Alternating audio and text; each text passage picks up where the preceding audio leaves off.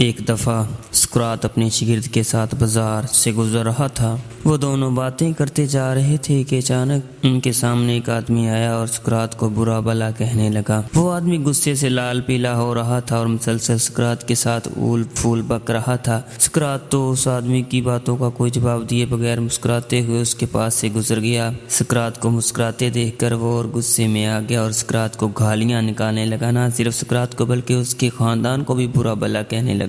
یہ سب ہونے کے باوجود بھی سقراط مسکراتے ہوئے آگے بڑھتا رہا۔ جب اس آدمی نے دیکھا کہ میری باتوں کا سقراط پر کوئی اثر نہیں ہو رہا تو وہ منہ ہی منہ میں بڑبڑاتے ہوئے ان کے راستے سے ہٹ گیا، اور اس آدمی کے جاتے ہی شاگرد نے سقراط سے پوچھا کہ آپ نے اس آدمی کی باتوں کا جواب کیوں نہیں دیا؟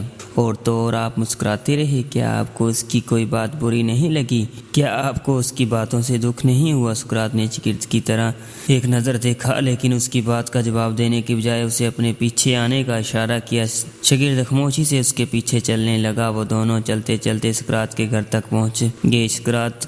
شاگرد کو باہر رکنے کا اشارہ کر کے سقراط اندر چلے گیا، اور تھوڑی دیر بعد وہ واپس آیا تو اس کے ہاتھ میں ایک میلا سا بدبودار تولیہ اور کچھ کپڑے تھے جو لگتا تھا کہ کسی کچرے کے ڈرم سے نکالے گئے ہیں۔ سقراط نے وہ تولیہ شاگرد کے ہاتھ میں تھمایا اور بولا کہ یہ لو، اس سے اپنا ہاتھ منہ صاف کر لو اور یہ کپڑے پہن لو، ان کپڑوں سے تو انتہائی گندی بو آ رہی تھی۔ شاگرد نے انہیں ہاتھ میں لیتے ہی دور پھینک دیا۔ میں انہیں کیسے پہن سکتا ہوں، یہ تو انتہائی گندے اور بدبودار ہیں۔ سقراط نے کہا کہ جس طرح تم ان میلے بدبودار کپڑوں کو قبول نہیں کر سکتے، بالکل اسی طرح میں بھی کسی کی بدبودار الفاظ کو کیوں قبول کروں گا؟ اگر کوئی بغیر کسی وجہ سے آپ کو برا بھلا کہتا ہے اور آپ اس کی باتوں سے پریشان ہو جاتے ہیں، اپنے کام چھوڑ کر اس کی ان فضول باتوں کے بارے میں سوچنے لگتے ہیں، تو ان پر غصہ کرنے لگتے ہیں، تو یہ بالکل ایسے ہی ہے جیسے آپ نے اپنے اچھے اور صاف ستھرے کپڑے اتار کر کسی کے دیے ہوئے میلے کچیلے بدبودار کپڑے پہن لیے ہوں۔ دوستو، اکثر ایسا ہوتا ہے کہ ہم بڑے اچھے موڈ میں ہوتے ہیں، کہیں جا رہے ہوتے ہیں، گاڑی ڈرائیو کر رہے ہوتے ہیں اور کوئی